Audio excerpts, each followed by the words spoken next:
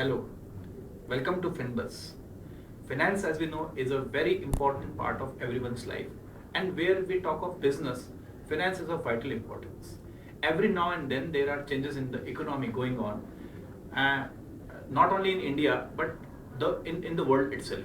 The changes whatsoever in the economic condition or the political condition impact the business a lot, and because of these changes, the decision making of every business gets affected. Here in UPS, we are having core sector MBAs where mostly we invite the students from the engineering background to just join.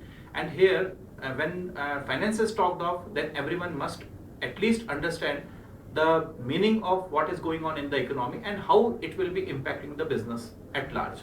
So the main important theme of Finbuzz is to just go out of the classroom and even beyond the campus to reach the public, to see what will be the impact, and to learn and explore the things which will be helpful for them in the further decision making.